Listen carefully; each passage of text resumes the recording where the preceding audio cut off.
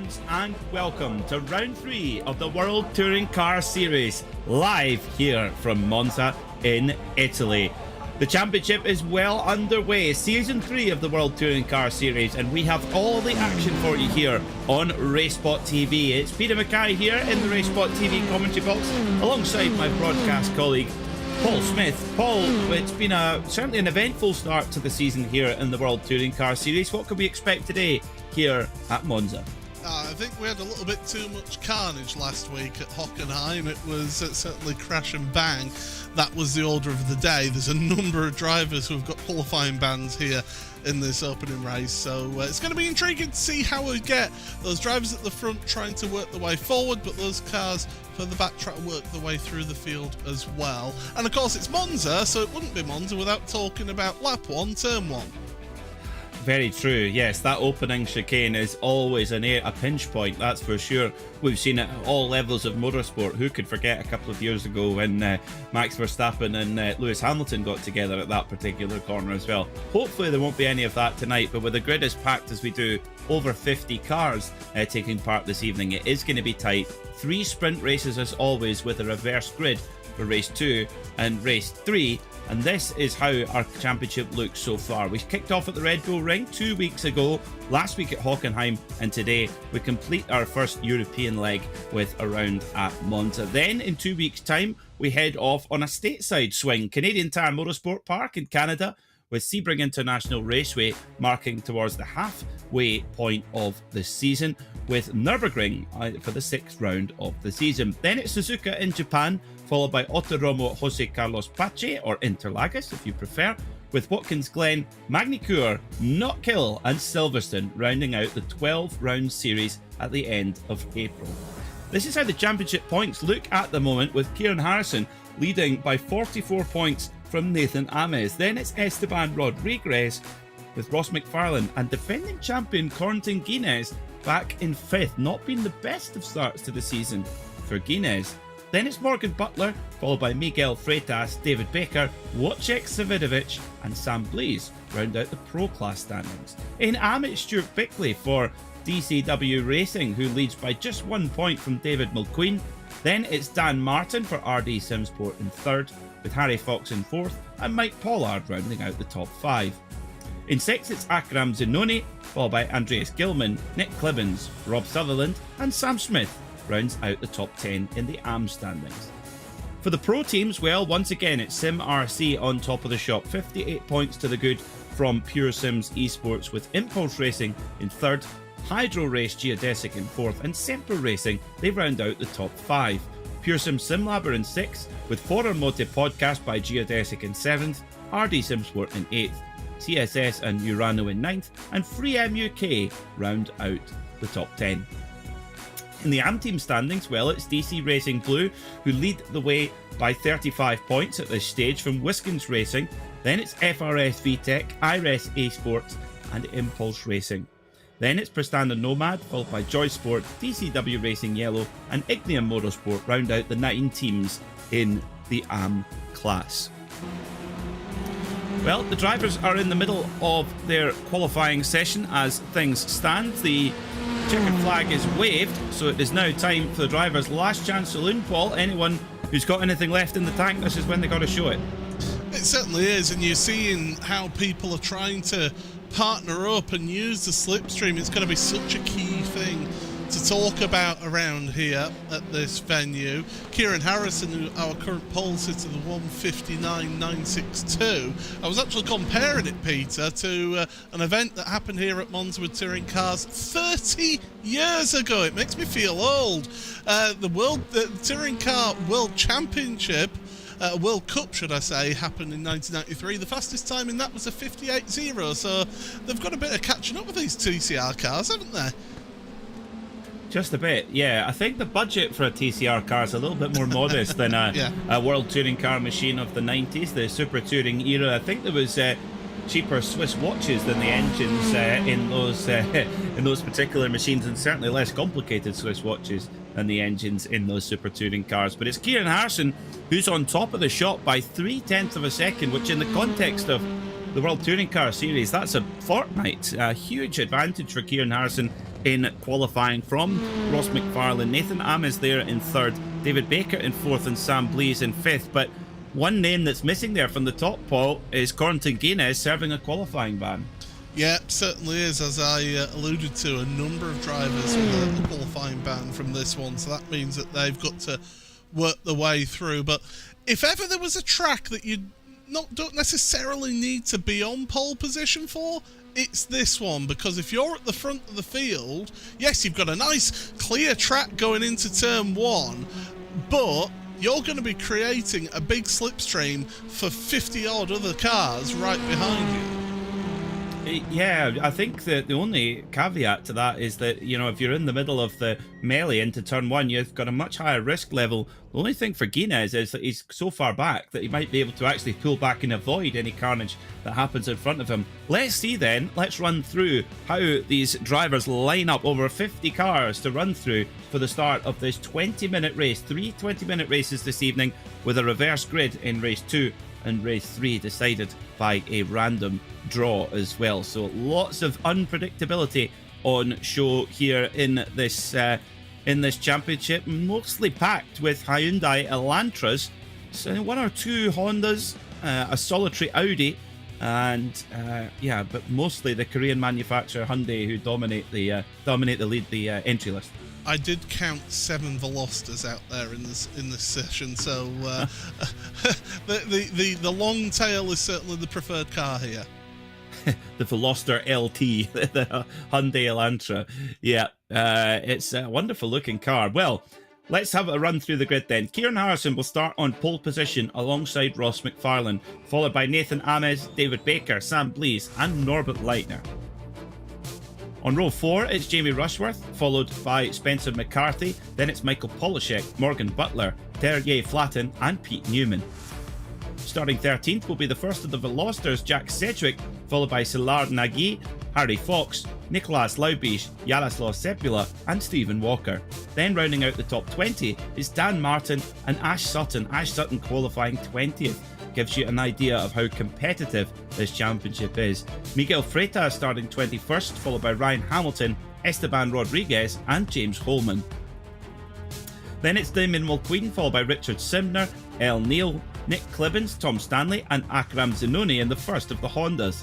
Then it's Craig Williams in the solitary Audi, followed by Rob Sutherland, Marcus Law, Mike Pollard, Neil Stevenson, and Scott Malcolm. Then it's Sam Smith, Stuart Bickley, Carl Johnston, James Parker, Neil Rocks, and Daniele Guidici. Nathan Davies is 43rd, followed by the first of the non-qualifiers, Corentin Guinness, Wojciech Savidovic, Oisin Hereford, Jake Blackall, and Rafael Jashaz. Then it's Andreas Gilman, Chris Chatterton, Ben Gregory, Alan McCain, Hakan Ask, and Mark Johnston, with Patrick Faulkner rounding out the 55-car grid. A huge chunk of drivers serving qualifying bans. They've got work to do. 33 degrees track temperature, pretty ideal conditions at the moment, but is only bound to get warmer as we progress through the day. So it's Sim RC's Kieran Harrison with the baby blue accents on there as well, so easier to pick out that car from his teammates, with Ross McFarlane in the traditional Pure Sims colours to kick us off for 20 minutes of racing. Revs rise! Green, green, green. And off we go. We're racing here at Monza in the World Touring Car Series. Round 3, down to turn 1 they go, jostling for position. Got to watch for the breaking point down here as they head towards the first chicane. It's a long old run down to this first corner. Kieran Harrison holds on nicely though as well, but can Ross McFarlane hold off Nathan Ames? No, he can't. Ames barges his way through, but McFarlane toughs it out. Here comes McFarlane then. Is he going to be able to hang on to second position as they come through to the second chicane? It's side by side, Paul.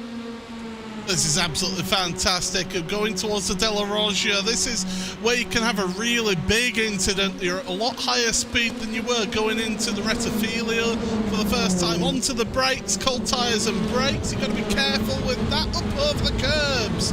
They go. Careful of your corner exit there. The corner exit is the key thing with all of this circuit. You want to carry the speed out of corners. It can actually compromise the entry to corners a little bit.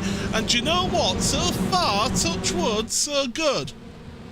Very good. Yeah, very good stuff from all of our drivers. 54 cars starting, them all making their way through there cleanly through some really, really narrow chicanes, it must be said. Very, very good stuff from our drivers. But it's Harrison who leads from his teammate Nathan Ames. Then it's Ross McFarlane in third in car number 127. Good start from David Baker up there in fourth, and Sam Blees sits in fifth at the moment, rounding out the top five as they come through Ascari for the first time now into a little bit more of a single file formation. But the draft, so important here, Paul, at Monza, is the cathedral of speed and very high top speeds. These cars will be really topping out in top gear, heading down into the first chicane, and being able to set up that draft, set up those moves, vitally important.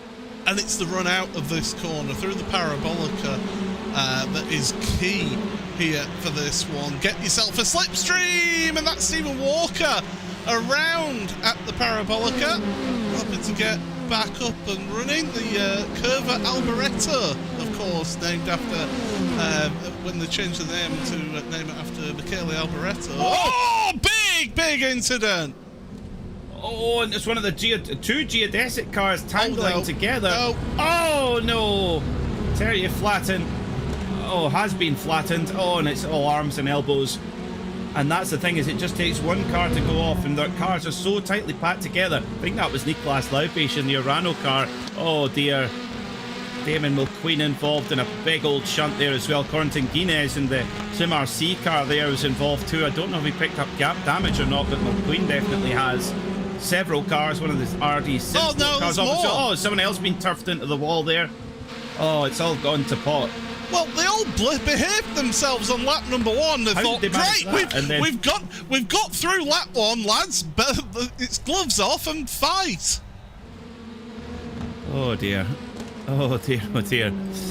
Well, it is almost remarkable that lap one didn't appear to be an issue, but lap two, it just somebody left the pin out the grenade and boom, off it went. Well. The thing is, that one down the start-finish straight, it did look like two geodesic cars, one out of, under the same awning, different teams, but two getting together. Surely you'd have a bit of communication between you two that are in the same team.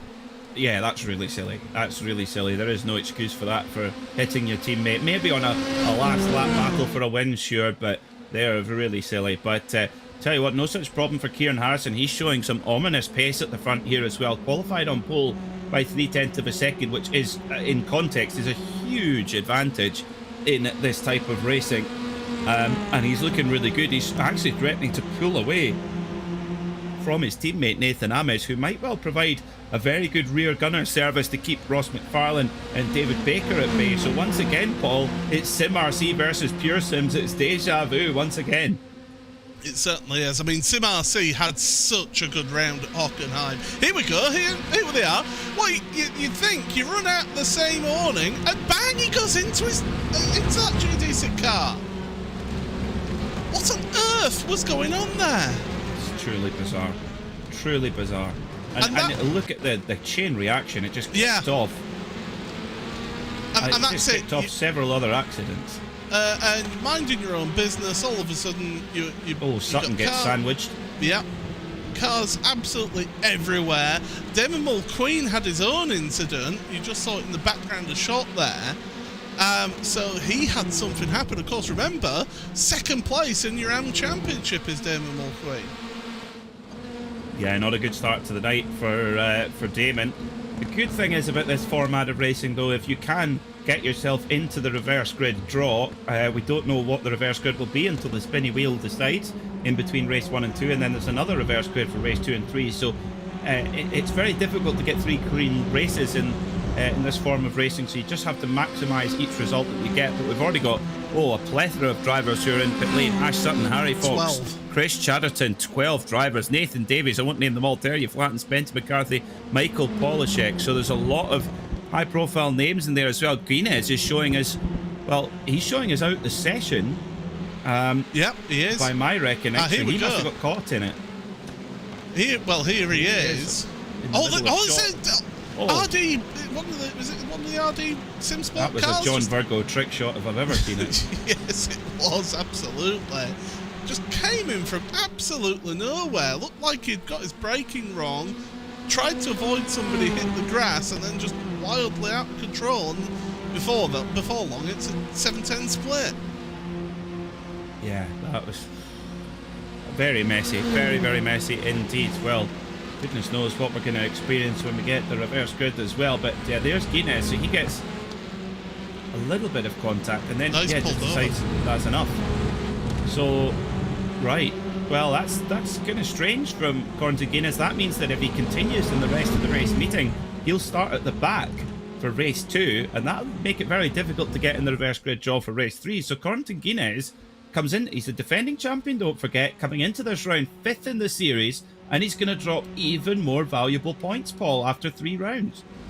Yeah, that's huge, and not the start to the season that you want. Obviously, we're at week number 3 of this championship, so you're in the early stages, and you want to set a good foundation at the start of your season. You don't want to be chasing a championship, do you? You want to be at the front and controlling things up there. You're absolutely right. Yeah, I mean, we're a quarter of the way through when we come out of tonight's race. So yeah, you don't really want to be on too much on the back foot at the front. Well, it's good news for Sim RC. They might have lost one of their star runners, but Kieran Harrison and Nathan Amis, they've picked up the mantle, and they are leading quite convincingly, not necessarily by a huge margin in time, but they look confident, they look comfortable at the front of the field. Ross McFarlane hasn't plotted his attack just yet.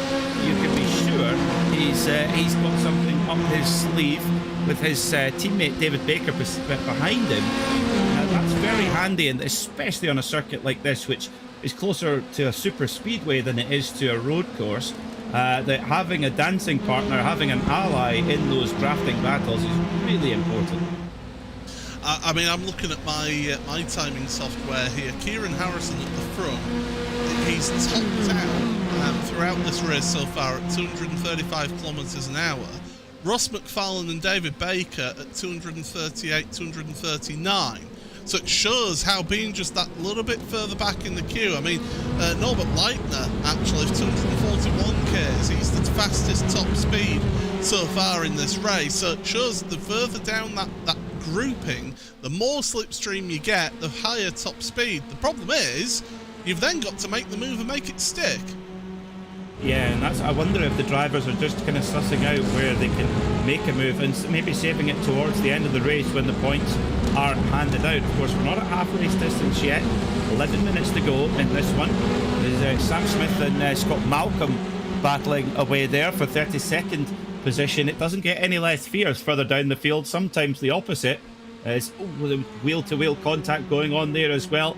Car 27 in there as well, who I think could well be a lap Sam Smith down. That's Sam Smith in car 27. He's in 34th. Yes, it is. Oh dear.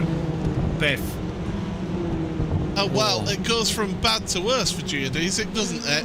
It really does, and head first into the barrier. Look at that, down the inside, and the door was up. I will say, I would expect space to be given if I'm that Geodesic car. I've got the nose inside. I'm making the apex as well, and the door just got slammed shut. I think that was Scott Malcolm. Yeah, 6 of one and 6 of one and half a dozen of the other. Yeah, not good. So your leader in the AM class at the moment is Dan Martin, once again 16th position for Dan, just a couple of spots ahead of Craig Williams in the number 360 Audi, the sole Audi. He is our resident Frank Bila here in the World Touring Car Series. A winner at Road Atlanta last season overall. But so I'm back in the AM class this year. Not usual to see him in that class. But two of the Pearson cars here. Number 35. In fact, just one of them, it was hiding in there as well. It's Miguel Freitas trying a little bit of bump drafting action, and they're battling with Dan Martin there, the AM class leader in the black and pink number 70 RD Sim Sport machine. Yeah, there's number 35 Rodriguez. Freitas in the sort of metallic sort of spearmint green coloured car for Impulse Racing. There's another one running on, going in there. That was one of the Geodesic cars again. It's not been a good day for Geodesic, Paul, that's for sure. there comes a point where you just have to, in that braking zone, you just know you're not going to make that chicane, and fortunately you can bail out there and go down the runoff there, and yes, you get a slow down penalty, but as long as it's not on lap 1, it's actually not too bad. Is that slow down penalty? You can get it served, and yes, you may lose a couple of positions, but overall it's not the worst place to go. But No, yeah, it could be worse. It could definitely be worse, although he's still suffering. But just in front of him, the DCW car, absolutely neck and neck. That's a 96, so Paddy Faulkner himself, having all the fun out there. Yeah, he's at the moment trying to hold off Carl Johnston in car number 99 in the Hyundai Elantra. They're side by side heading up towards Ascari. Underneath the bridge they go. Who is going to blink first as well? Faulkner in the Veloster on the inside. And he's just that little bit later on the brakes as well. But oh, here comes the 99 of Johnson, going to try and get the cutback here as well as they bounce over the curbs as well. The Elantra appears to ride the curbs really nicely. But back at the front, well, it's not so relaxing anymore for Ames and Harrison, because they've got McFarlane, who's now pulled the pin with 7.5 minutes to go. So Ames to the front, Harrison in second, but can he hang on to that as well as shows McFarlane the certainly a sniff of the gravel and no more. Oh, that was elbows out stuff there from Kieran Harrison, wasn't it? He wasn't giving him an inch more than he could give him. Look at this. Norbert Leitner's wanting a piece of the action here in that old Impulse Racing Voltaire ART car. But, you know, this front group, it's 7 cars so far. Morgan Butler's not that far back from them either, so he could get a sniff of getting involved in all of this. Oh, Pete Newman and Jack Sedgwick have just dropped down the order a little bit on our timing tower on the left-hand side. But yeah, this lead group, once we get into those final 3 laps or so, that's when you really will see them starting fighting. Yeah, I think that pin has been pulled for sure. Well, we're lapping it around 2 minutes on the dot. There's the contact between Newman getting absolutely turfed off the road by Jack Sedgwick there in the Veloster. So yeah, not great. Newman, I'm sure, won't be particularly chuffed about that one, but they carry on. So it's going to be very tight if it's 3 laps to go, or 4. I think it's just going to be 3. Yeah, we've just gone past the 6-minute mark now. It's a 2-minute flat for a lap time. So yes, 3 laps to go then here at Monza, and it's Nathan Ames who leads for now in the Sim RC car with the purple accents, Harrison with the kind of teal blue accents, and McFarlane right in there behind them there as well. There you can almost see him completely just emerging from the draft of the 2 Sim RC car as well. And oh, McFarlane just that little bit later on the brakes and nearly runs into the back of Harrison there.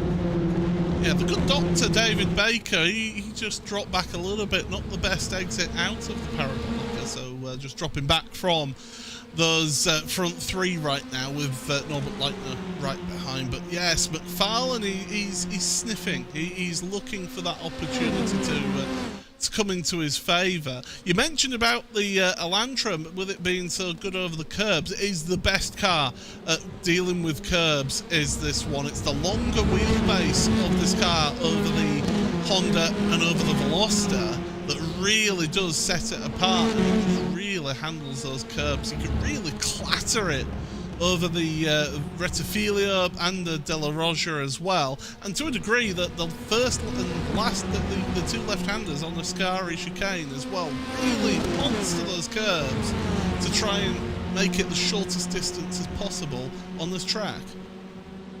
Yeah, it is, and that's a critical attribute of a good touring car, is being able to handle those curb strikes.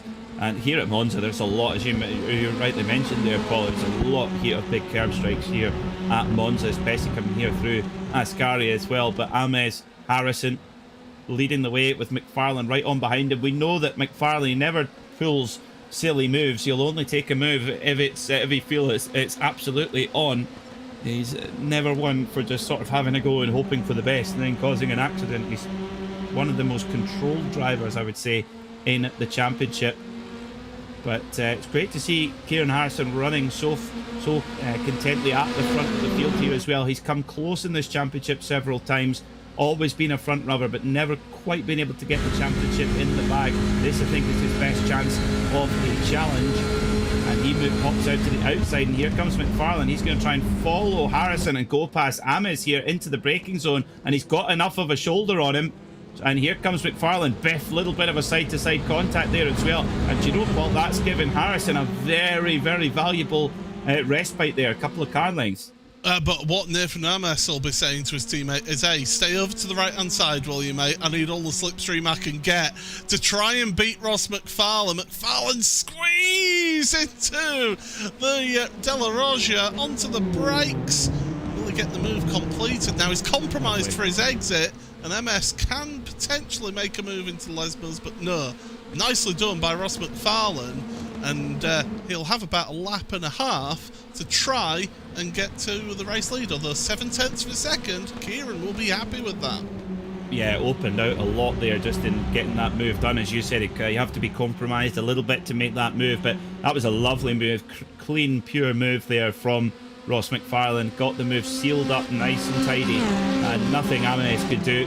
It was a classic block pass, and McFarlane goes into second position then as well. However, Ames is right on his bumper, so as soon as they get onto the straight coming out of the old Parabolica, out of Michele Alboreto curve, and the run all the way down to the first chicane, it's such a long run. There's a great opportunity for Ames to get a little bit of a run. The question is then, when he makes that move, is that going to give Harrison even more time at the front as we approach the final lap? Ames was so close to McFarlane's bumper then. McFarlane's running a little bit wider out of the Parabolica starting this lap, so a little bit of understeer in that car, but Harrison's doing all that he can. I think Harrison's got enough of a gap to not worry about those two behind coming into the chicane, and it's McFarlane and Ames that are going to be the ones to keep an eye on. Yeah, look at Ames. He's going to make a move around the outside, which of course will give him the inside on the exit of the chicane. Oh, McFarlane leans a little bit as well. Ames leans back and shuts the door, so Ames makes it a Sim RC 1-2 and critically gives his teammate Kieran Harrison another bit of breathing space as well. Now, question is, can Ames hang on to that second place from McFarlane on the run to the line? Harrison has got a great advantage here. If he can run with no mistakes, he's in a great position to win this first race of the meeting. He's driven very, very well, and just look at the train behind the Piranhas circling, waiting for their opportunity. Who's going to be on the podium? Is it going to be Ames and McFarlane, or is there going to be a new cast? Baker's not far behind, neither's Leitner, neither is Sam Blees, someone we haven't mentioned, or Jamie Rushworth. They've been in this peloton the whole time. Yeah, we've had a breakaway, haven't we, at the front of the lead group compared to the rest of the peloton. But right now, Kieran Harrison is in a very, very comfortable position with 0.6 of a second between him and his teammate. Now, the teammate, they may be teammates, but they do fight each other. That is for sure. We saw it in the opening round of the championship. We saw it last week as well. But I think Harrison has just got enough of a gap. I think so. Just enough of a whisker. The time that it took, the time that was given away for Ames getting past McFarlane, that definitely pulled a little bit again. But you know, that slipstream is just relentless when you're going down the back straight there into the Alboreto curve. And will Harrison be able to hang on to this to the line? I think he might just be about to do it. Checkered flag is waving, ready to greet the number 93 of Kieran Harrison for Sim RC Racing, who wins the opening race of the day here in the World Touring Car Series, round number 3. And is it going to be Ames, or is it going to be McFarlane over the line? It's going to be Ames who takes it and makes it a Sim RC 1-2. McFarlane gets the last spot on the podium. Baker in 4th, and Norbert Leitner rounding out the top 5 in the AM class. It's going to be Dan Martin once again. He's racking up these AM class wins in that number 70 car. Great finish for the RD Sim Sport driver. Yeah, good stuff from Dan, just ahead of James Holman as well. So great to see those two together out there on track supporting each other. And yeah, top 16. Must be happy with that, Dan. His performances have been excellent so far. And well, that's Seoul Audi in 19th for Craig Williams. He'll be I I think he'll be happy with that. He gained 12 places in all of that race. Yeah, that's a pretty good effort. Great to see you all in the RaceSpotTV chat here as well. Karen Broughton said, "That's my boy." Hashtag Team Harrison. Well, your boy did well there, Karen. That's for sure. Now, let's see what our reverse grid is going to be for race number 2. 10. That's a very low. That's the lowest reverse grid that we can get. So that, by my reckoning, will put Jack Sedgwick on pole position for race 2, excuse me. Poor old Nicholas Loudbeach, he just misses out on it, but Harrison will be happy with that, only having to start from 10th with the reverse grid. So half a second separates the two SimRC teammates, Kieran Harrison and Nathan Amish. Ross McFarlane, steady Eddie as always, he's there on the podium, ever present. David Baker for Pure Sims makes it 2 of their cars in the top 4. Robert Leitner was 5th, followed by Sam Blees, Jamie Rushworth, Morgan Butler, Yaroslav Shebula, and Jack Sedgwick will be our pole sitter for race number 2. Nicholas Loudbeach was 11th, followed by Pete Newman, Szilard Nagy, Esteban Rodriguez, Miguel Freitas, and Dan Martin winning the AM class in 16th overall, with his teammate James Coleman there in 17th. The first of the Hondas, Akram Zunoni, and the sole Audi of Craig Williams there in 19th, and El Neil rounds out the top 20. Then it's Ryan Hamilton, Wojciech Savidovic. Good run from Wojciech from a qualifying ban, making up over 30 places. Wow, that's quite a run there from Wojciech. Tom Stanley was 23rd, followed by Mike Pollard, Stuart Bickley, Jake Blackhall, Rob Sutherland, Mark Johnston, Andreas Gilman, and Neil Stevenson. 31st was Daniele Guidici, followed by Oisin Hereford, Nick Clibbins, Alain McCain, Carl Johnston, Patrick Faulkner, Scott Malcolm, Ben Gregory, Neil Rocks, and Richard Simner. Stephen Walker was 41st, followed by Damon McQueen, Sam Smith, Hacken Ask, Spencer McCarthy, Michael Polishek, James Parker, and Terje Flatten. With a few cars not finishing on the lead lap, Harry Fox and Chris Chatterton, the first of those, and Marcus Law, Thornton Guinness, Ash Sutton, and Nathan Davies not making it to the flag. Well, race 1 complete, Paul. Lap number 1 was clean as a whistle. Lap number 2 was not.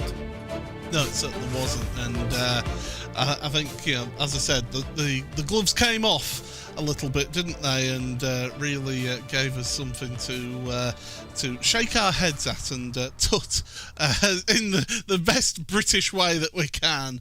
And basically, once they got all that sorted out, then it turned out to be a really good race up at the front. It was a super battle at the front. I totally agree. Well, one driver who was right in the thick of it, Morgan Butler, has come in for a chat with us, and he is with Paul Smith. Yeah, Morgan. First of all, he steals my car number. Now he comes in to steal our hearts with an interview. But, talk us through that race, because you did gain a couple of places from where you started. But for once, it was actually quite a quiet lap 1 out there, wasn't it? Yeah, I mean, I never usually get butterflies at the start of WTCS races anymore. Obviously last season was full of them, but now I've kind of got used to it, you could say. But this one was terrifying. I think all of us were obviously sat in Discord together, and all of us were saying this is about to be absolutely frightening. But getting through turn 1, lap 1, you think, oh cool, alright, the difficult bit is done now. And then obviously turn 1, lap 2, however, wasn't quite as smooth sailing. That was, I don't really understand what happened in front, but it was interesting to say the least. Well, it was interesting for you because it meant that you actually got to gain a couple of places out of all of that. And then, I mean, was it a case of just looking after your position and getting yourself some good points and just waiting to see if anything happened in front of you? I wish I could sit and sort of play it cool and be like, yeah, it was just head down to the line, nothing to worry about. But I think I checked my mirror probably more than I was going in a straight line that race, to be honest. Especially with Pete and obviously Jack Sedgwick chasing. It was one of those ones. It was a when not if, should I say? I was expecting a move to come at some point, but then I don't know if Pete went for obviously a move playing the team game or if he just wanted the position. But either way, if it was a team game thing, it was absolutely fantastically well played. It gave me about a second and a half to play with and to just sort of look forwards. I think I picked up a bit of damage on the lap 2, so the car wasn't pristine. I think there was maybe a couple of miles an hour or kilometers an hour down on the straights. But no, it wasn't too bad. It was just a bit scary, as you can imagine, looking in the mirror and seeing Jack Sedgwick.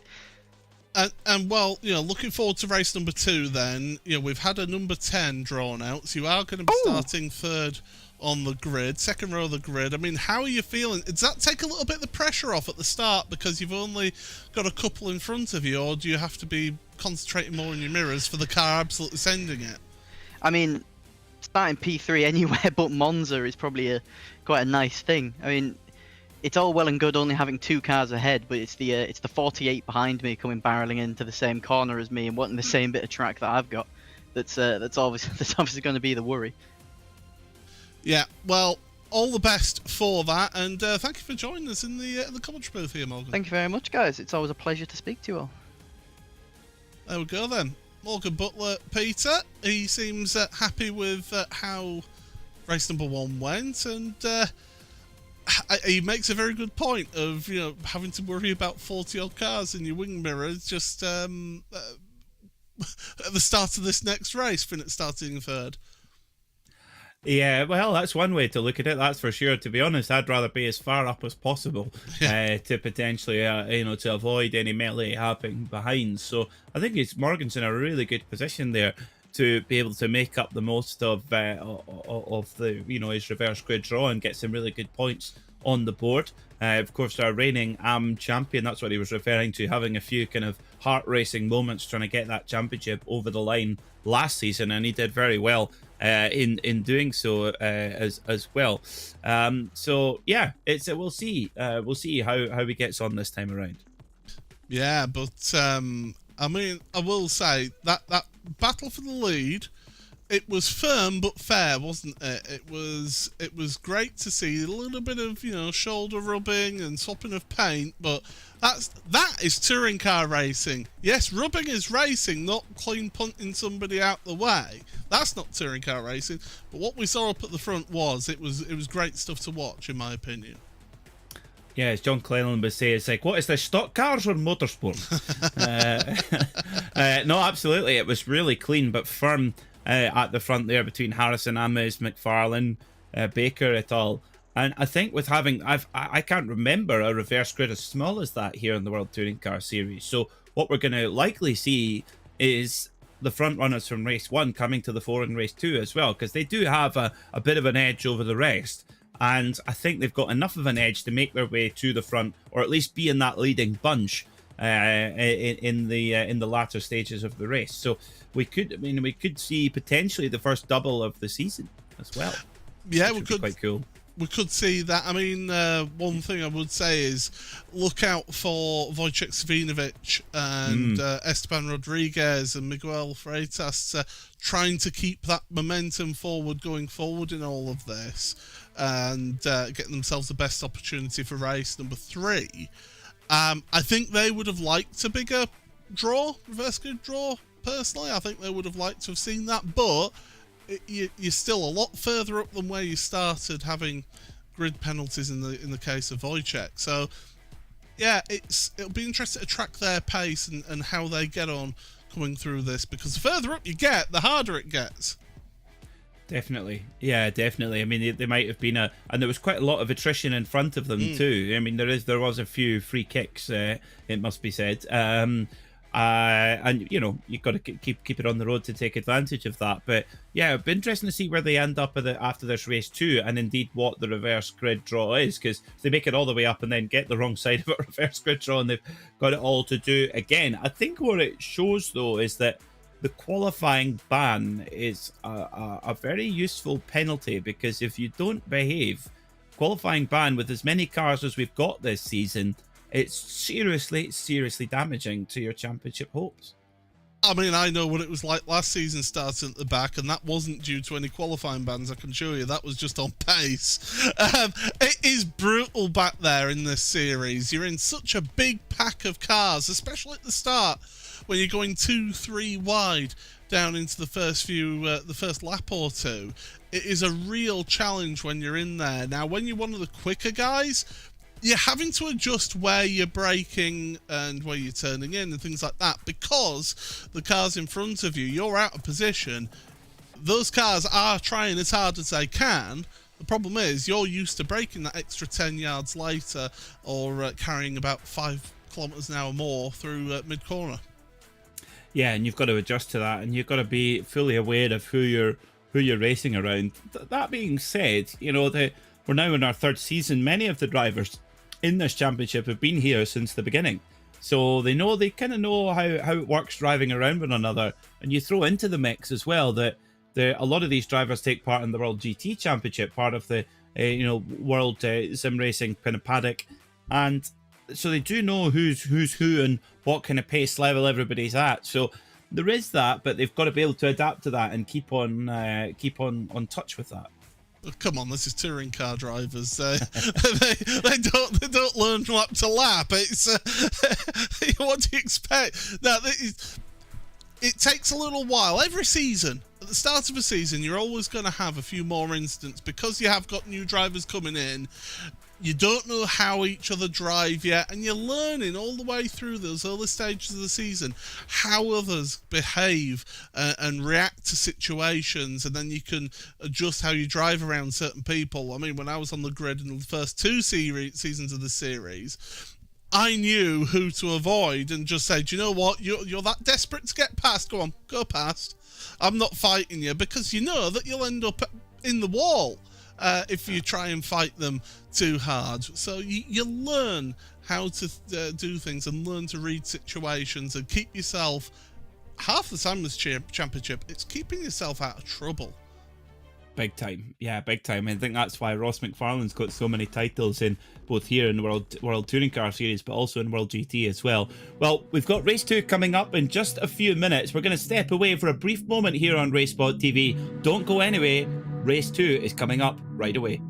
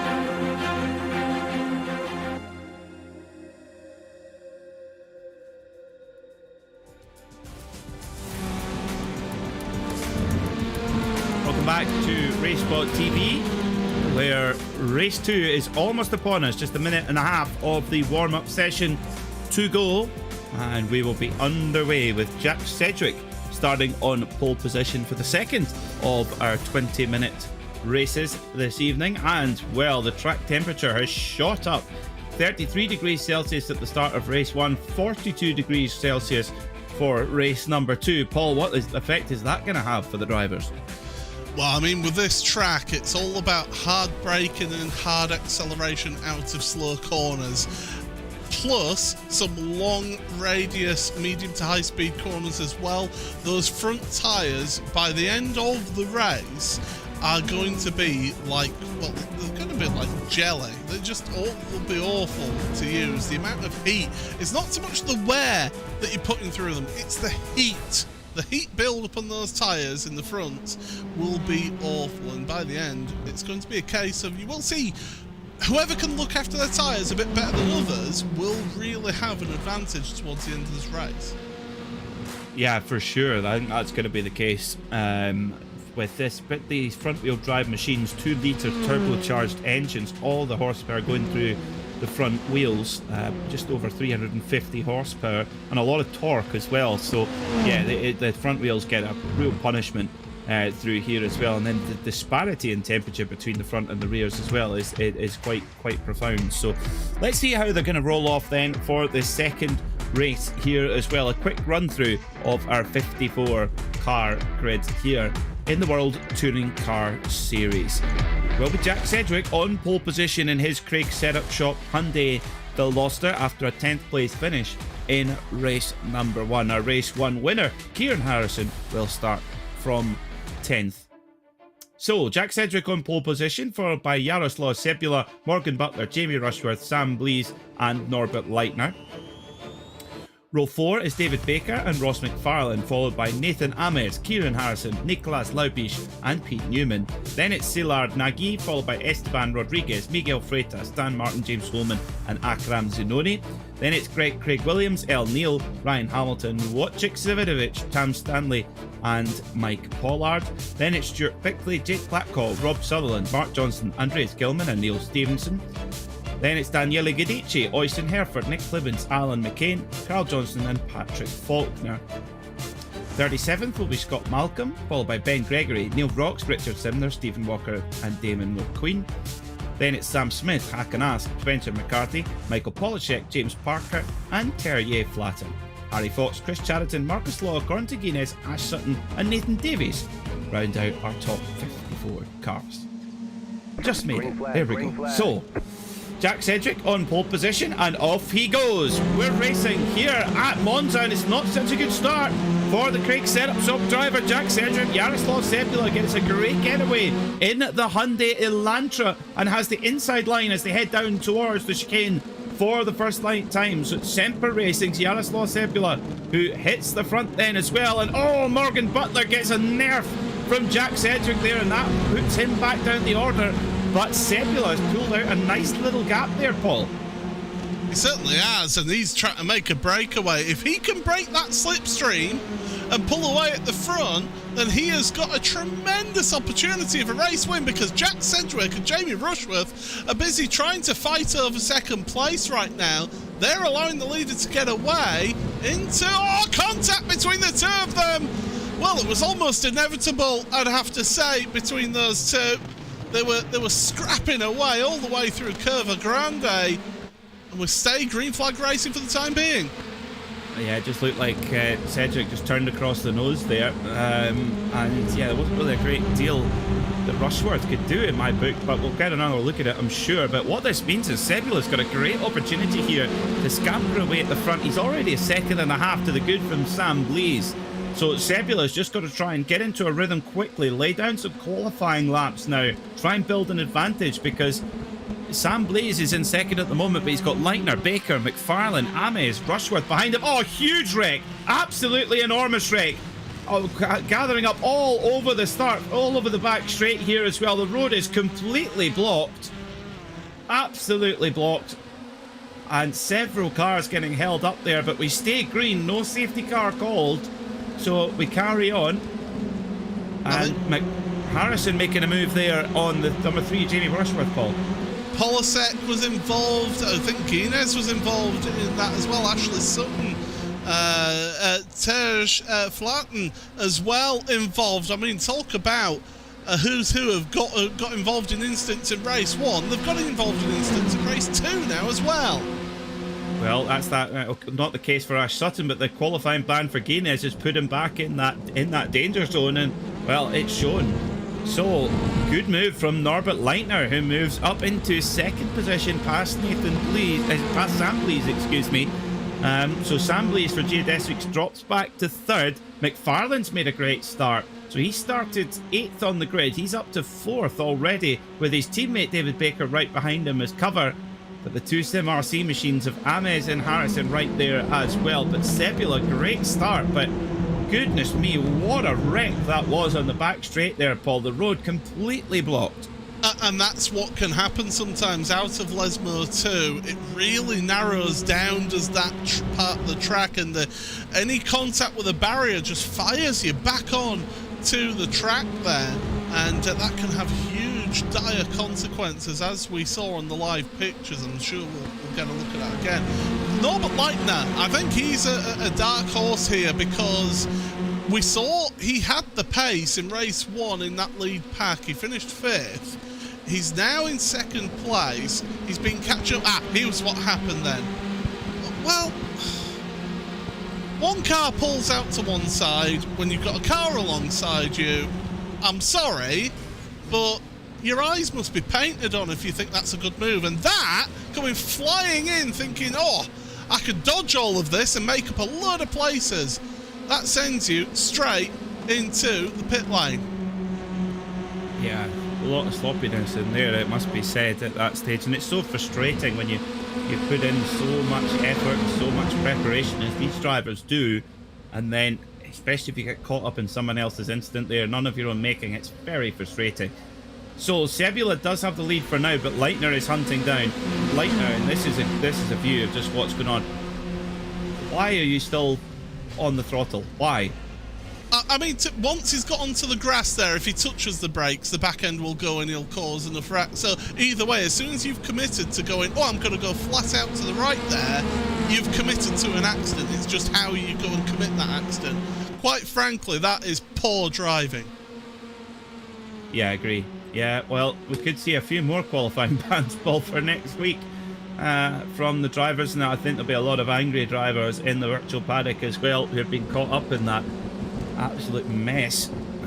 But yeah, as you said, dark horse Norbert Leitner, he's there in 2nd position. He's got good experience in these touring cars here on iRacing in this TCR category, and he's up to 2nd. But McFarlane is the man on the move as well. He's up to 3rd from 8th on the grid. This is the most punchy and racy we've seen from Ross in these reverse grid races in quite some time. This is a replay of what happened to Cedric. He just kind of turned across. Rushworth was already there. Here's a better view. This is a better view. Rushworth is there, and yeah, he's not giving Rushworth the space on the left-hander there. Where's he meant to go and all of that? There's nowhere to go. Nowhere to go there. So that's a shame. But Rushworth carries on. And we've got a big pack at the front here as well. So many drivers here who could begin to come to the fore. We're only 6 minutes into this race, and we've got a huge leading train of drivers who could try to make their way forward.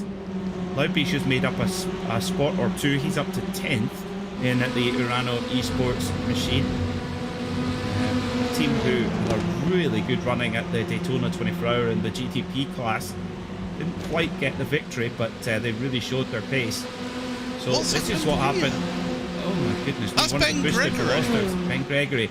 Now, I'll apologise in the mid-show. I said it was Morgan Butler that won the AM Championship. Of course, it wasn't. It was Ben Gregory. So I don't know where on earth I got that one from. Apologies, folks, for that one as well. And yeah, I don't know what happened to Ben there, but the end result was one wrecked Veloster.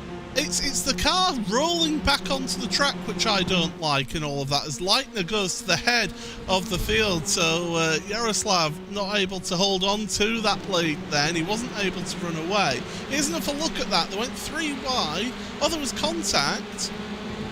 More contact, and then they just get together. I mean, you've got a track that can probably fit 4 cars width along there, and you've just all decided that you want the same piece of asphalt. Come on. Bit strange, it must be said. Very strange. Well, the Hungarian Norbert Leitner leads the way by half a second, and McFarlane's up to 2nd now, so he's got past Sam Blease. So do we have a little bit of a 2-car breakaway forming? I think we might well do, Paul, you know, because Blease has got a bit of a train forming up behind him, whereas Leitner and McFarlane are making a good break. And you know, if I were if I were to predict, I would think that McFarlane will just tuck right in behind Leitner and get the bump draft on and make a bit of a breakaway, get a gap to the chasing cars, and then make his move later in the race.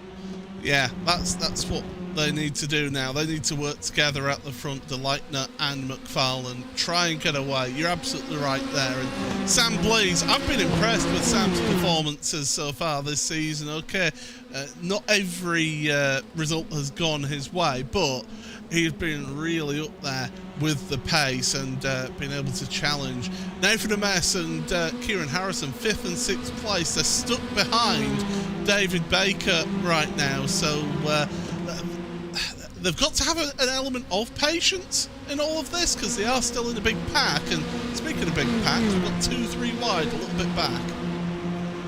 Yeah, and I think that's going to carry on for the rest of this race. And as we thought, Ross McFarlane just bumping Norbert Leitner along the straight, trying to make a breakaway. That's really smart driving from both there as well, while the rest of the drivers sort themselves out in the background. But there is a little bit of an attitude as well, Paul, is that you've either got to kind of punch or be punched here as well. If you're passive, you're going to get just run over. Just as I say that, McFarlane, he's got to move up here on Leitner, set it up beautifully, and you know, Leitner didn't fight it at all. Leitner sees what's happening there as well. Leitner thinks, I can get a great result here as well. I'm going to tag right on the back of McFarlane, might get to make a move for the win, but if not, I'm guaranteed second.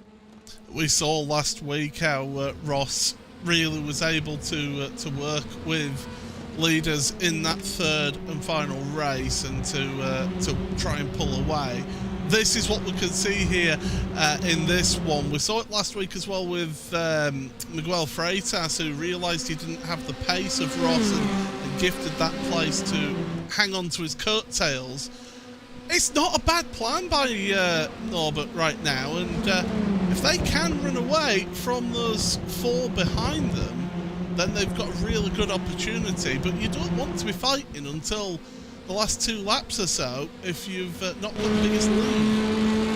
No, absolutely. They only hand out the points of the checkered flag, so what was going to put you in that best position going on to that last lap.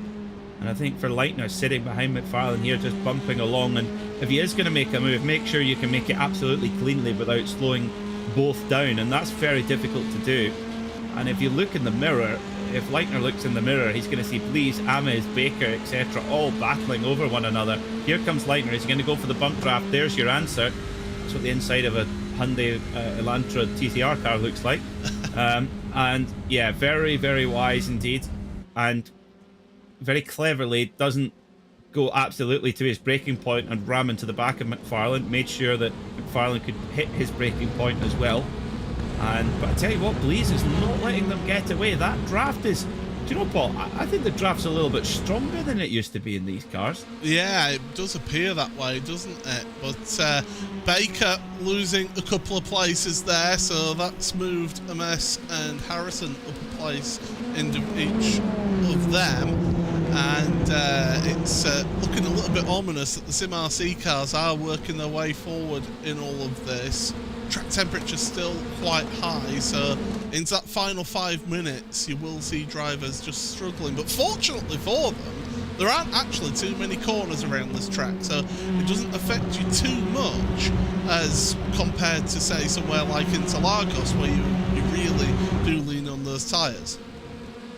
We have had 13 cars come to pit lane for repair. Some haven't bothered going back out again, and some have, but 13 cars have required to go to pit lane for damage repair. Some will, but more than that, will be running wounded as well, don't forget. So a seriously bruising encounter.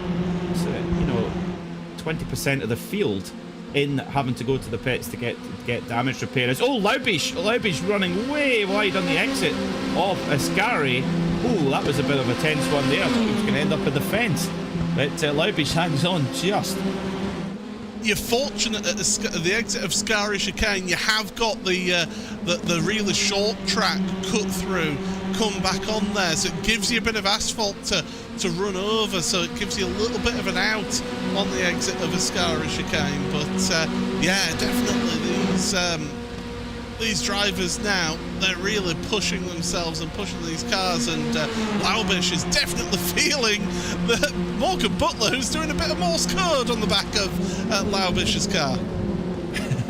Yeah, well, they are sponsored by a telecommunications company, so that certainly fits. That certainly fits in. There's a little bit of reverse Morse code going on there as well, with Loudbeast to the back of Butler, who's just got his way through, who we spoke to between race 1 and 2, which was very nice.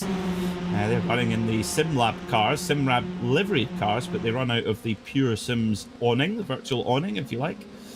And you can see Butler, number 33, covering the inside line quite sternly there, so Laubish nowhere to go.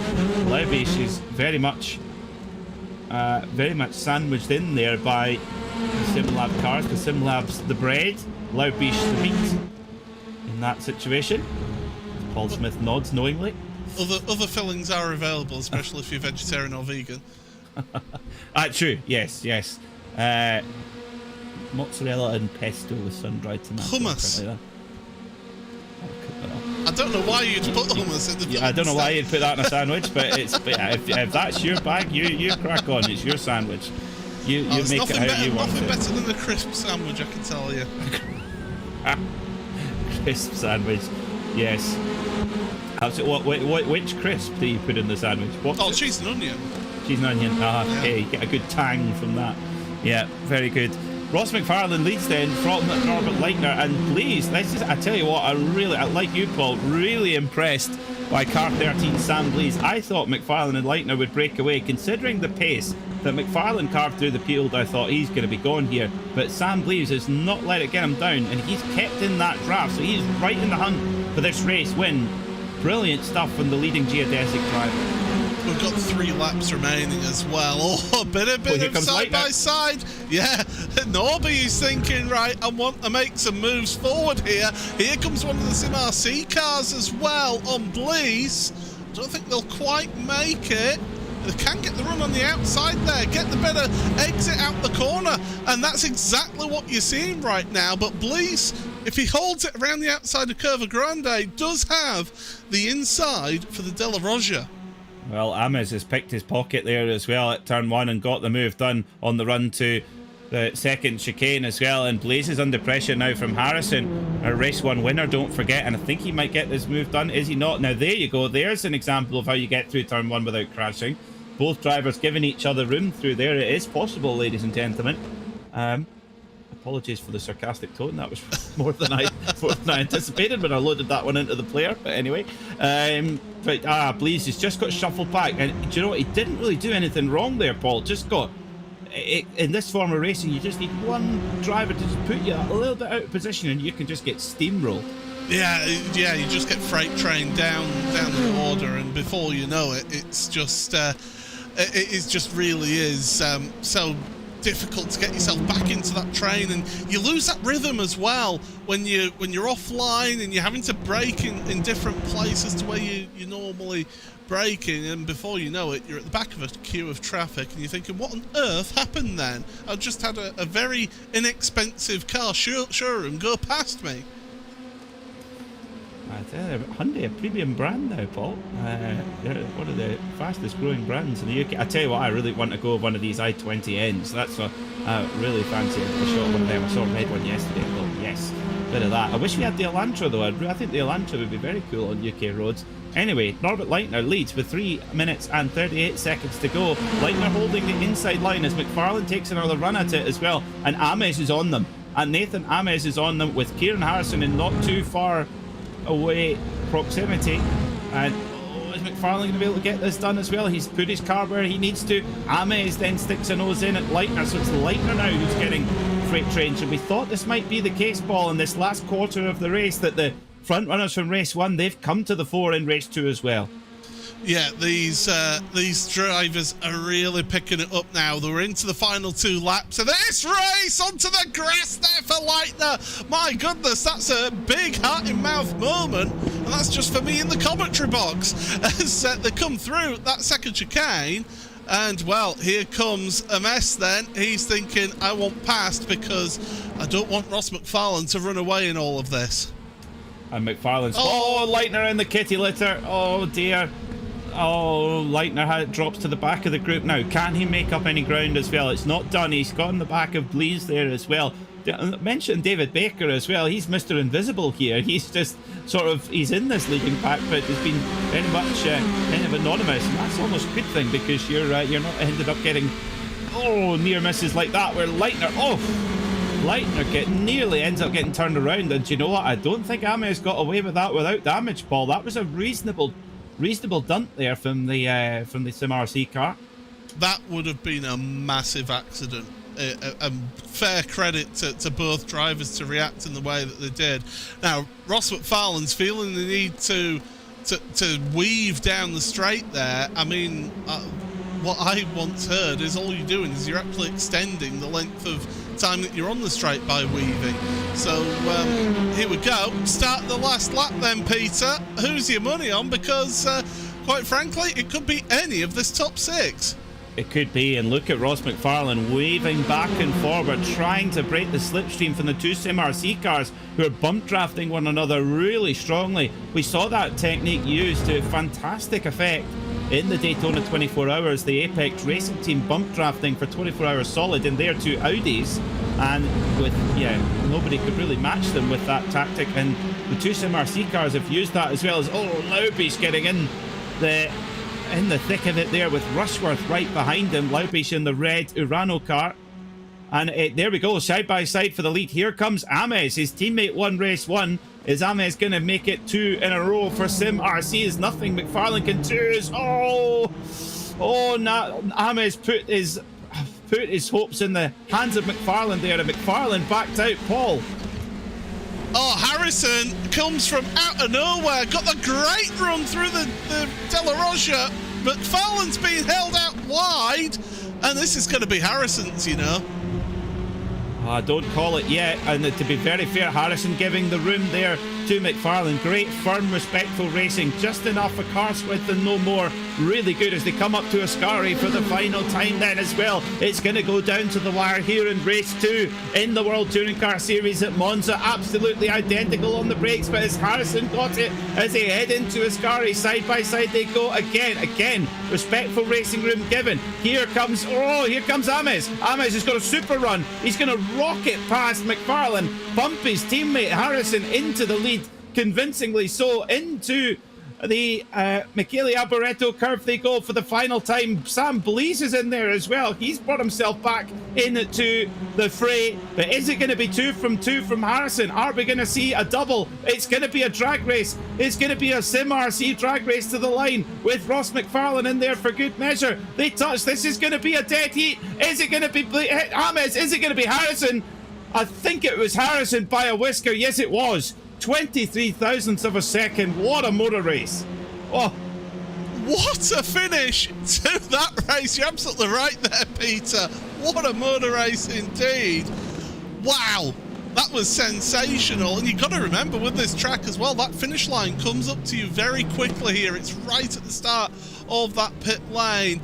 We did see the AM winner as well, Akram Zanon, getting that AM win as well, so the amateur winner over Dan Martin. But my goodness, that was sensational. Oh, what's better, that battle or a crisp sandwich? There's a question for you. Well, here's a replay for you then. So you got Harrison and they nearly touch. I don't know if they did actually make contact as well, and McFarlane wasn't far away from that as well. Oh, well, Monza's had so many great finishes over the years. I mean, Jackie Stewart had his first Formula 1 Grand Prix win here in a very much a slipstreaming battle like that as well. But Kieran Harrison does the double. And, well, that also means it's a double 1-2 for Sim RC as well. So in the Teams Championship, great news for them. Let's see what the reverse grid is going to be. It was 10 in race 1, the lowest we can possibly see it. Are we going to get it balanced out? No, it's going to be 11. So if there was a night for Corentin Guinness to have a shocker, this was the worst possible night to have it, Paul. Oh, absolutely. But Slizar Naj is going to be on pole position. But my goodness, I'm still getting over that. I mean, you look at the gap between the front three, 7/100ths of a second. Remarkable. Absolutely remarkable. Kieran Harrison, your winner then, from Nathan Ames. Sim RC 1-2 once more. Spare a thought for Ross McFarlane. He looked so strong throughout that race. Made his way through the field quicker, but as we said, they hand out the points at the checkered flag. That's when it matters. Sam Blease, great run from him. He came home 4th. David Baker in 5th. It's been a really solid night at the office for David Baker. Norbert Leitner just didn't quite shuffle out his way, got run out onto the gravel and had to settle for 6th. Nicholas Laubish, he hung on for 7th. Great run from him, followed by Jamie Rushworth, Pete Newman and Wojciech Savidovic. Wojciech Savidovic will start on the front row for race 3, and he is on it tonight as well. Silar Nigi finished in 11th, followed by Esteban Rodriguez, Jaroslav Sebula, Miguel Freitas, Morgan Butler, James Holman, and Akram Zanoni. Well, one battle we missed. Akram Zanoni pips Dan Martin for the AM win on the line in the first of the Hondas. So big props to the 111 FRS VTEC driver Akram Zanoni. El Neil was 19th and Oystein Hereford rounds out the top 20. Craig Williams in the Seoul Audi was 21st, followed by Tom Stanley, Ryan Hamilton, Jake Blackhall, Mark Johnston, Spencer McCarthy, Mike Pollard, Richard Simner, Andreas Gilman and Stuart Bickley. 31st was Rob Sutherland, followed by Carl Johnston, Stephen Walker, Daniele Chidici, Hakan Ask, Harry Fox, Neil Rock, Scott Malcolm, Nathan Davies and James Parker. Then in 41st it's Chris Chatterton, followed by Alan McCain, Jack Cedric, Damon Mulqueen, Neil Stevenson, Ben Gregory, Patrick Faulkner, Sam Smith and Nick Clibbins all finishing on the lead lap, with a few drivers not finishing on the lead lap. Marcus Law 3 laps down, and then several not making it to the flag. Corentin Guinness, Ash Sutton, Michael Polishek, Rafael Dreshaz and Terje Flatten.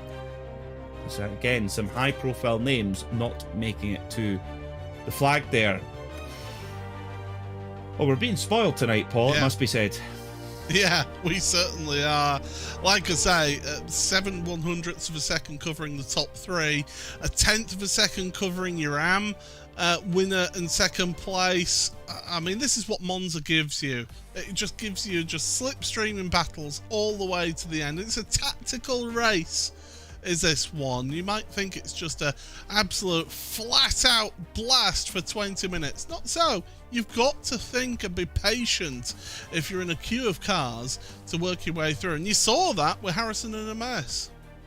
You did. And because Ross McFarlane carved his way through the field from 8th on the grid. He was right up there in the top spot very early on. It took Harrison and Ames a lot longer to get to the front, but when they did, they were there, and it really they played their cards perfectly. The cards that they were dealt, they played them perfectly in those last few laps, and it ended up coming on their way. Kieran Harrison is putting a really strong stake in the ground for his championship campaign. You compare it to last year's defending champion, Corentin Guinness, came into this round 5th in the championship. He'll lose more points today. This is a really painful day for Corentin Guinness. Now we've seen he's actually come to join us in the RaceSpotTV chat as well, and it just shows you that if you get that qualifying ban, you are at the mercy of what happens in front of you, and a lot has happened in front of Corentin today. Well, you think race 1, lap 2 got involved in that incident, or that separate incident down at turn number 1. I think it was Nathan Davis who came flying in from the grass and wiping out a couple of cars. And then race 2, you've got that incident down towards between Lesmo 2 and the Escara chicane. Again, just getting caught up in all of that as well. It shows how when you have a bad night, especially at Monza, and you're having to start at the back of the grid each time, it just concertinas and it just snowballs on you. He'll be just wanting to get a clean 3rd race here, get some points, anything on the board really. Yeah, you've got drop scores to think about, but really you don't want a drop score to be too bad, because when you do have a relatively okay week, you don't want them to be counted into your final championship total. That's right. The better your drop score is, the better. And that actually played out when Ross McFarlane won the championship in season 1. It was because his drop scores were better. That was what it came down to in the end on that last round. So yeah, you don't want to have a big fat 0 on your drop score, because it will be seriously painful. So yeah, very interesting night indeed. Let's talk about some. I mean, names like Kieran Harrison, Ross McFarlane, etc. are not new to viewers of the World Touring Car Series, Paul. But this season we've got some great new characters coming into the championship. Sam Blee's one of them. Norbert Leitner, Nicholas Laubisch he's starting to come to the fore a little bit as well. Nathan Ames. I'm really loving that we've got some great front-running drivers who are challenging the establishment here for these race wins. Yeah, absolutely. And as I say, I was impressed by Sam Blee's last week at the Hockenheim ring. Here today as well, he's done a very good job so far. He's in and around those positions to be able to fight for podiums. Okay, just missed out on it this time. He fell to the back of the queue of cars into 6th, but look at it, he finished in 4th in the end there because of that final lap and was able to push forward and get a 4th place finish there. So I think for Sam, I think it will come. I think it's a when, not if, for him for getting podiums and getting wins here in this championship. Norbert Leitner, I mean, he's had some great pace all week here, and he's getting himself some really good points this week in this one. He actually finished where he started in this race in 6th place, so that's interesting to see. But yeah, Nicholas Laubisch gained 4 places in this race, and again, another driver who showed a tenacity out there to get back up to the front of that second group out there ahead of the rest of the field. Yeah, that was tenacity is the right word. And he had a lot of pressure on him from a lot of the SimLab drivers in particular who were on his case seemingly all race as well. Looking ahead to race number 3, we're going to see Szilard Nagy starting on pole position, but Wojciech Savidovic has managed to get himself up onto the front row. Even with 2 really low reverse grids, he's served a qualifying ban, and he's going to have a front row grid spot for race 3. That is one of the drives of the day, I would say, Paul. I think really that reverse grid draw worked out perfectly for him. I mean, the only way it could have been better if it drew number 10 again. You know, he really has sort of come through the field here in this race and has shown his experience of working in these types of environments and these touring car races. I mean, I was racing against Wojciech back in 2014, back when we used to race the Kia Optima. And, you know, he's an extremely experienced front-wheel drive racer. He's used to this pack racing, but he's also used to the format of coming through the field. So I think that's where his experience really shows in a championship like this. Much like with someone like David Baker as well. Again, I was a teammate of David's all the way back in 2014. Yes, I'm aging us now, David, so you can thank me later. But you know, it shows people with experience in these types of formats can really weave their way through a field and get themselves a good result. But I tell you what, though, your warranty is probably still in for your Kia Optima after all that time. It's probably still valid, Paul, if you've still got it in the garage. It's a 7-year warranty. It's a 7-year warranty, I think it was, or 100,000 miles, whichever's first. What a warranty. Well, we're going to take a short break here on RaceSpotTV. We'll be right back with race 3. Do not go anywhere.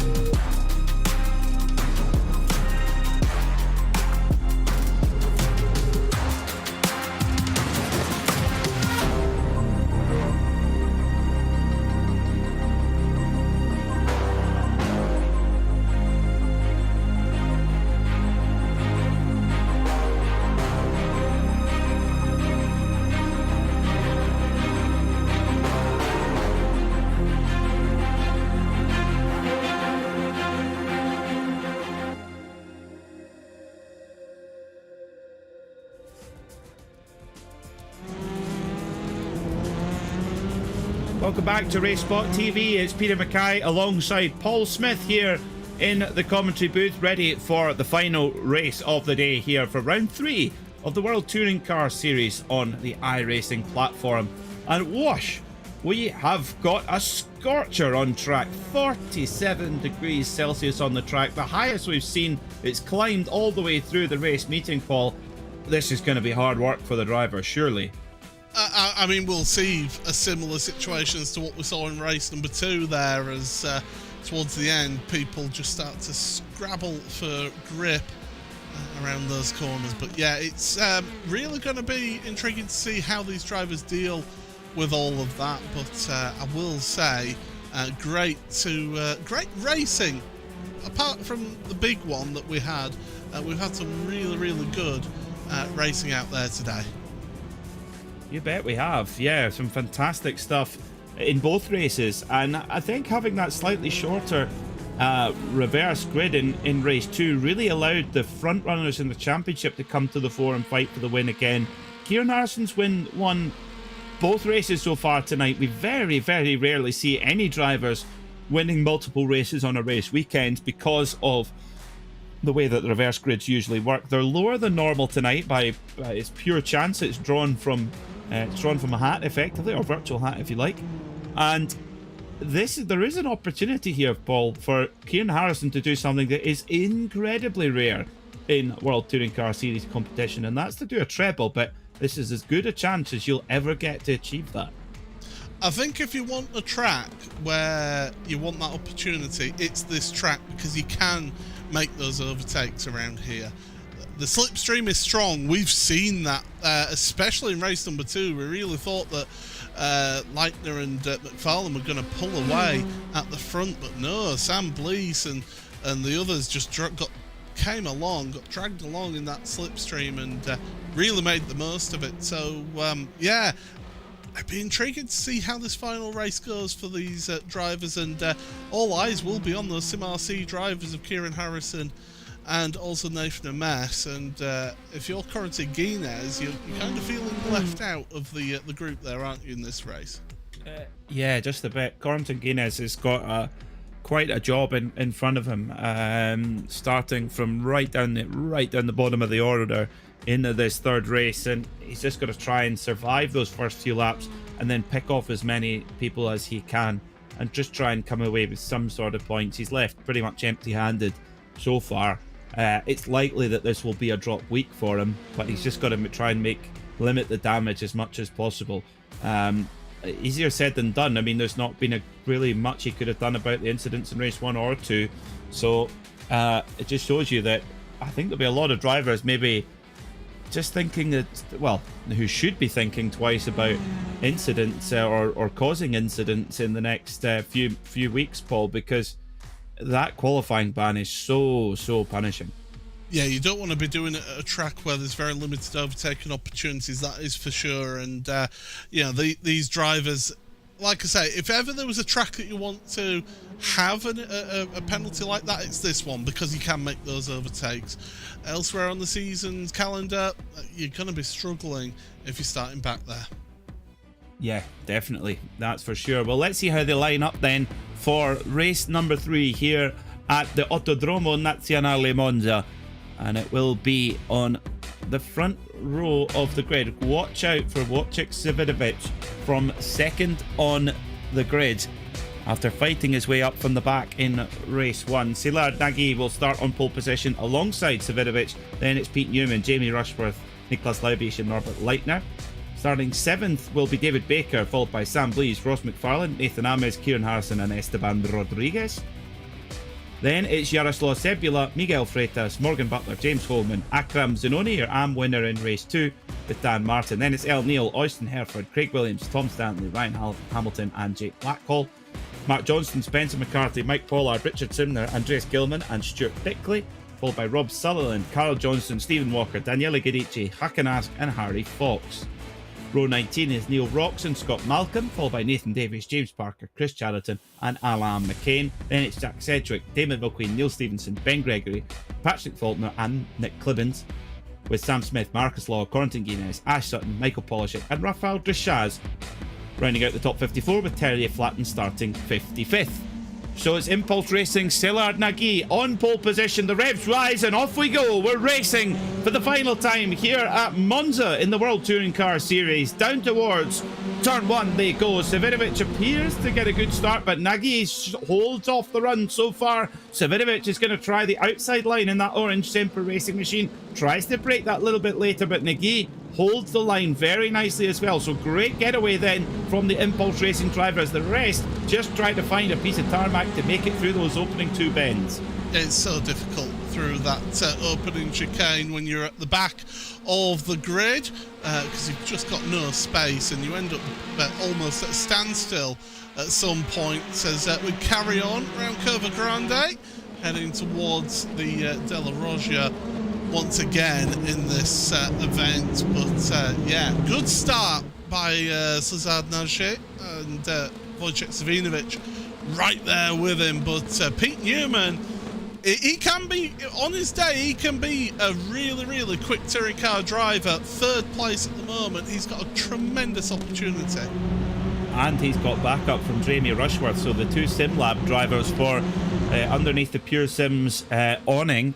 They've got David Baker right there in there as well. Ross McFarland's in the mix too. So there's a lot of Pure Sims affiliated cars in those front places who could really work together to try and make their moves to the front of the field. But it's Szilard Nagy who leads from Wojciech Savinovic as they come through Ascari chicane for the first time then as well. As they all, just using all the road and more on the exit, trying to just straighten the steering out, keep that power down. And Harrison, he's made up a couple of places from 11th. He's up into 9th position for now. He's got past his teammate Nathan Ames. And Laubish in there too in the red Urano Esports machine. He's kind of leaned on a little bit there. Why is that McFarlane? That's not like him.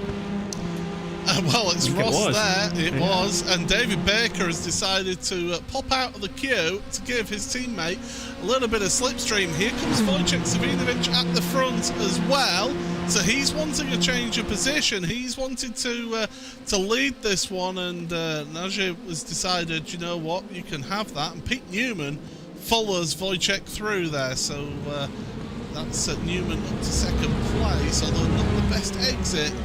But does stay there in 2nd place, and now the question is, can Wojciech pull away at the front?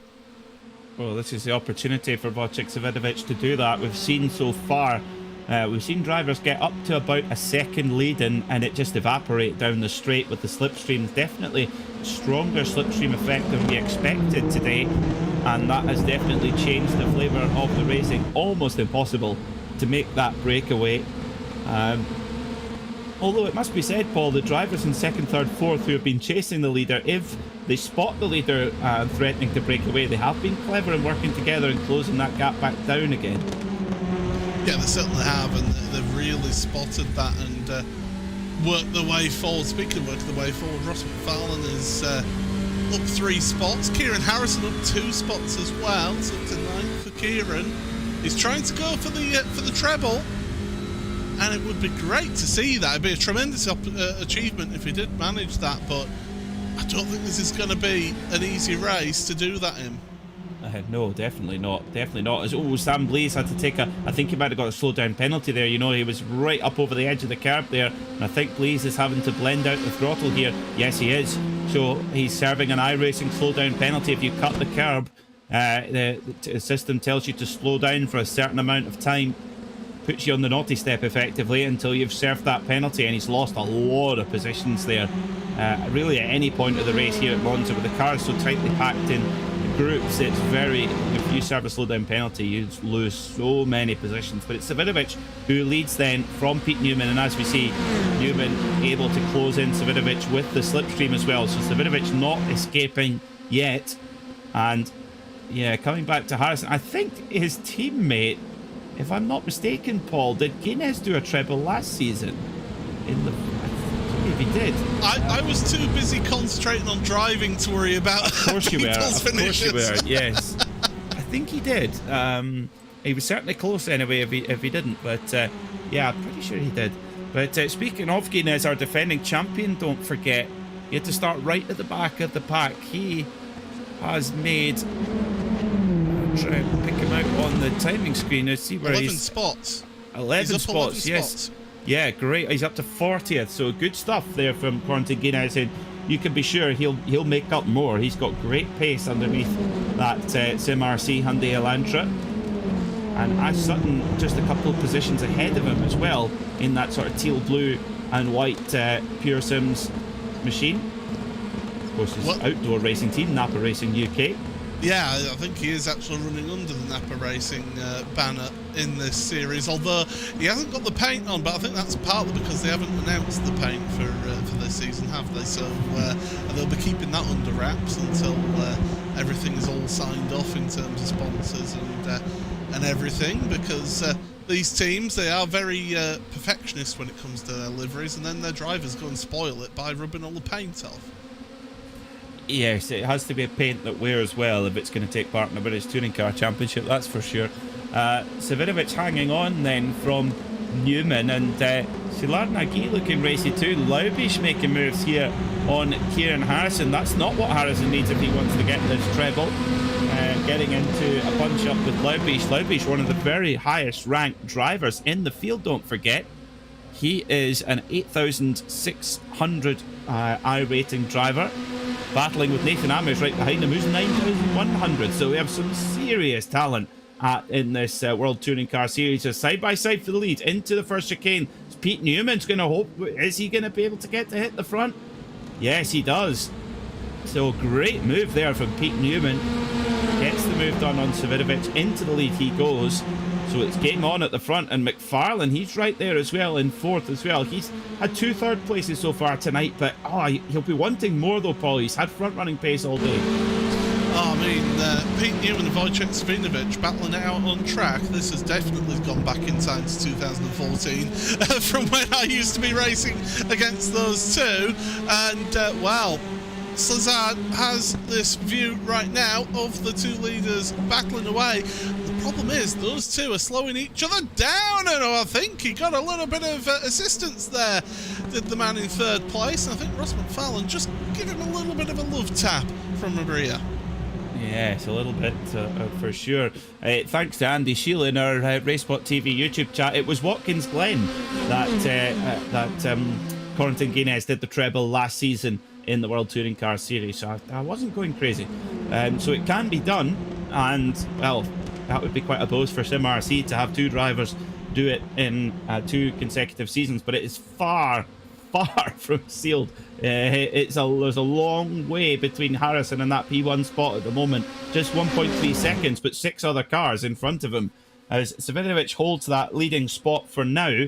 But Pete Newman right there as well, as McFarlane making a move on Najee. Gave the love tap, as you said, Paul, a few corners ago, but gets the move done very nicely there at the Curve Michele Alboreto, and has picked up a bit of a slipstream now from Newman as well. So McFarlane coming to the fore here. Jeremy Rushworth trying to defend off Kieran Harrison as well. So Harrison's trying to move forward there.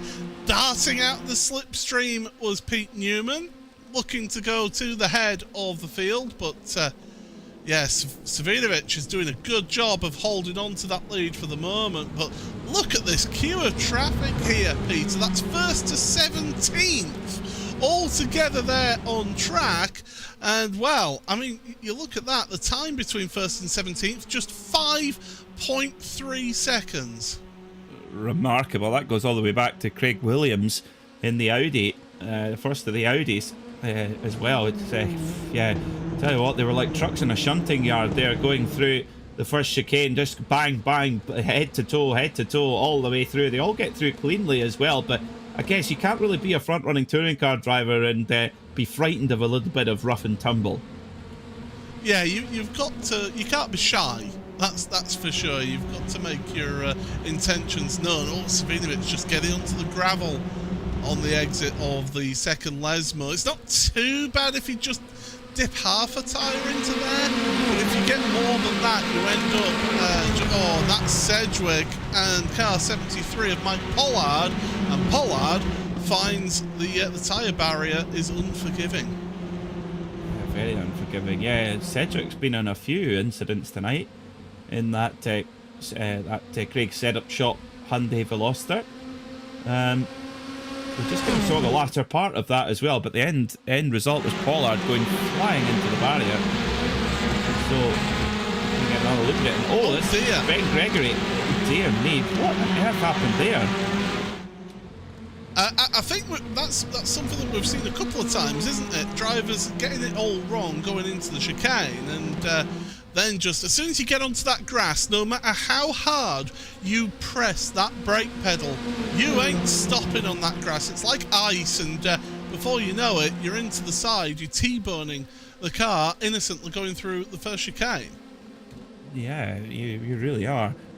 So, not very characteristic crash there for Ben Gregory. Oh dear, that was Gadici getting involved in an incident there with one of the DCWR cars. Oh, Biff, was that Scott Malcolm who had nowhere to go there? So I think it was Damon Mulqueen actually. So do you know what? It's been a nightmare for the man who came in second place in AM. It's been an absolute nightmare round of this championship for Damon. You bet it has. Yeah, it has been a horror show. In the AM class, well, Dan Martin, he got the win in race 1. Had to give best to Akram Zanoni in race 2. Well, Dan Martin back in the lead of the AM class, but he's got Craig Williams right on him there. And also Esteban Rodriguez is kind of mixing in that AM battle. It's around 15th overall at the moment. Yeah, so Dan Martin in 15th overall.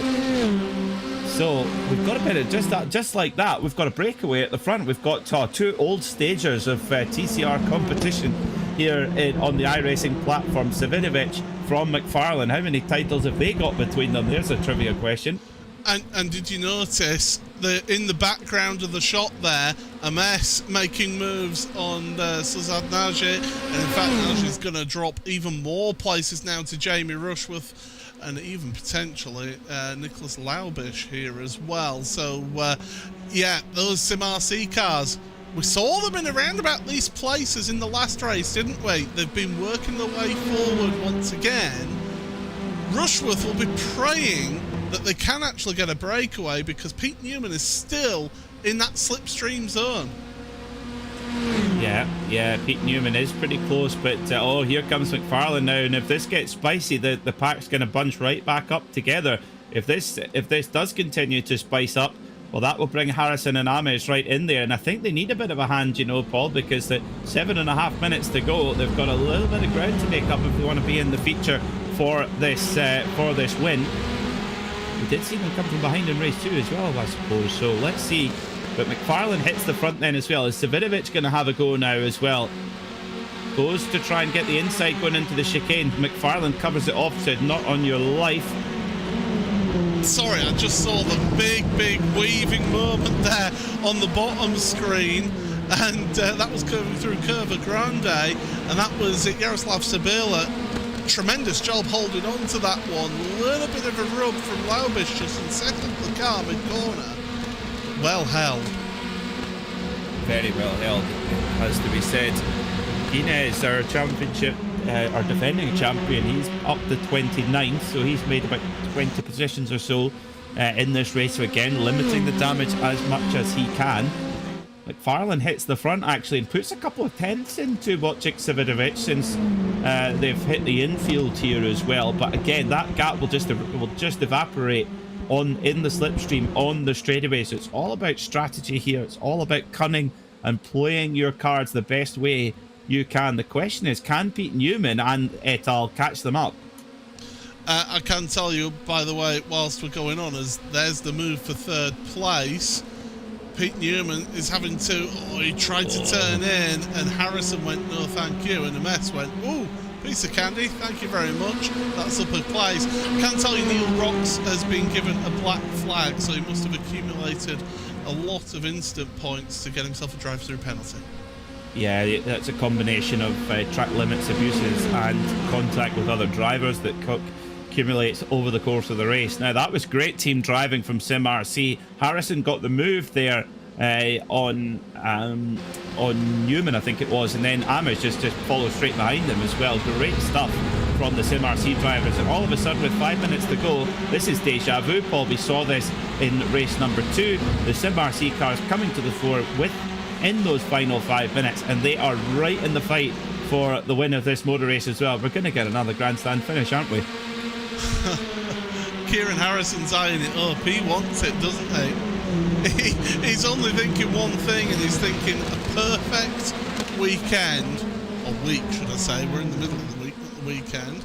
And yeah, so Harrison, he's got his eyes set forward. He's got a bit of rear gunner protection, and he can really focus now. But Nathan Ames, I mean, he could want a win out of all this as well, so don't write him off out of this. But McFarlane and Savinovic aren't going to make it easy for them, as we're going to be about 2 laps at the line to go. Yes, 2 laps to go at the line. Yeah, so who is in the position here? Who's in the right place? And I think so the Sim RC drivers, they've played this absolutely perfectly. They've made the firm moves when they've had to. This has been one of the stellar performances of the whole history of the World Touring Car Series. We're on season 3, but the Sim RC cars, Ames and Harrison, they've been on really a red letter day, a proper purple patch of form. And McFarlane and Savinovic hold on to the front 2 positions for now, but you've got to think the Sim RC cars are on their way to make a campaign for this race win here as well. 2 laps to go then at Monza. Who's your money on, folks? Let us know in the RaceSpotTV chat. It's too close to call. Is Savinovic going to make the move here on McFarlane? He's got a great run on him, but he's bumping him down the straight. Is he going to try and pop out and go for a move on the brakes? No, he's not. So just try and stretch as much as he can, trying to run away from these Sim RC cars, but they are relentlessly moving forward. I think you do need to be the 3rd car in the line at this point right now. I think, you know, Kieran Harrison is in the right spot at the right time. He wants to get the move done for 2nd place on Savinovic so that he can have the final lap with a real sort of ding-dong fight with Ross McFarlane for the win in this one. How close do you want to get to the car in front? Inch perfect between them. You wouldn't be able to get a piece of tracing paper between the 2 of the cars when they got that close. I didn't think Harrison was going to get that stopped. I thought Savinovic was getting sent into the gravel there, but just shows you how hard these guys are pushing and how much at the peak of their powers they are. These McFarlane, Savinovic, Harrison, they've got so much mileage racing against one another, particularly in these types of cars as well. It's such a treat to see the best drivers in the virtual world in these tin top machines. It's really exciting to watch as well. It's McFarlane who leads for now. Savinovic there in 2nd.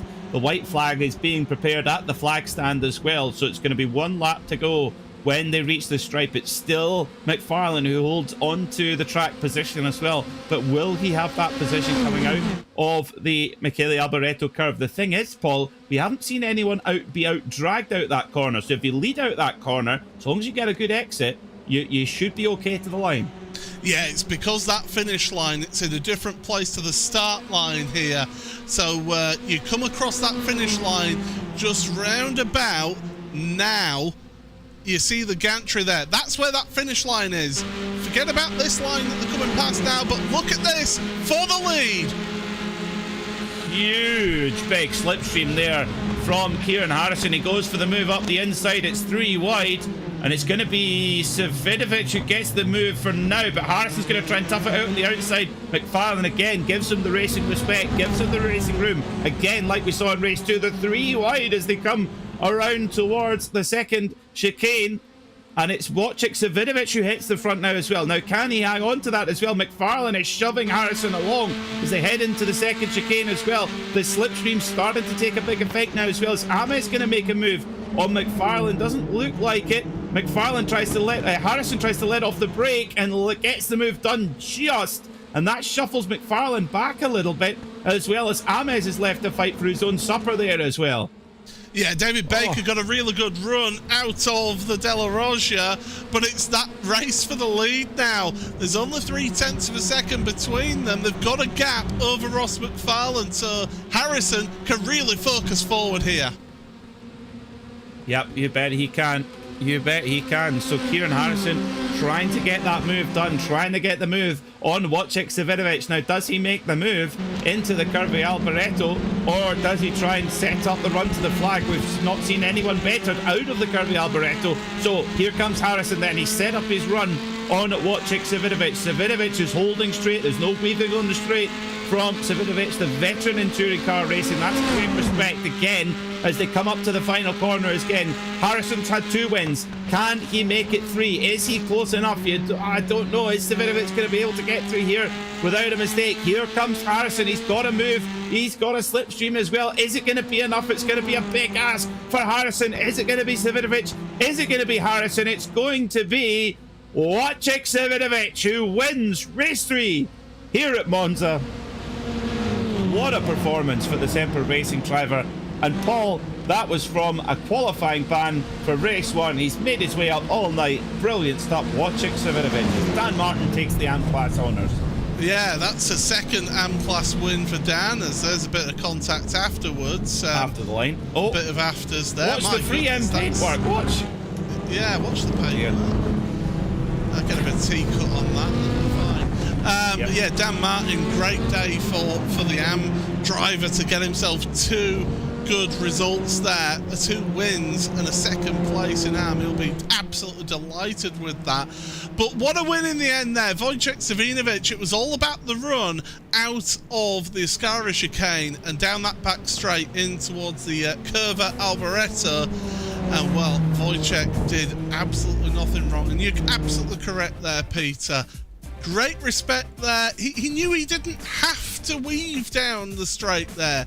He just kept himself in line, got himself into his braking zone through Curva Alboreto, and sees the checkered flag. Yeah, very well deserved. Wojciech Savinovic started from the front row of the grid, but to be honest, if you were starting anywhere in that top 8, you were in with a fighting chance, and Savinovic got the job done. Brilliant stuff for the Semper Racing driver. He wins by 87 thousandths of a second from Kieran Harrison and Ross McFarlane. Well, it's a trio of 3rd places for Ross McFarlane. Very, very solid as always, scoring a load of points, but it's Harrison's night. 2 wins and a 2nd place for him. Nathan Amis was 4th, with David Baker in 5th place. I think that might be 3 5th places for David Baker, certainly at least 2. Jamie Rushworth was 6th, followed by Pete Newman in 7th, Shilar Nagy in 8th, Norbert Leitner in 9th, and Nicholas Laubich gets home in the top 10.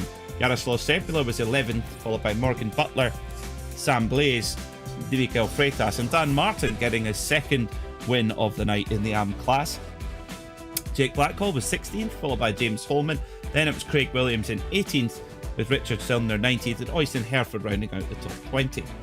Akram Zanoni was 21st, followed by Cornton Guinness, Ash Sutton, Spencer McCarthy, Stephen Walker, Mark Johnston, Jack Sedgwick, Nathan Davies, Stuart Bickley, and Andreas Gilman.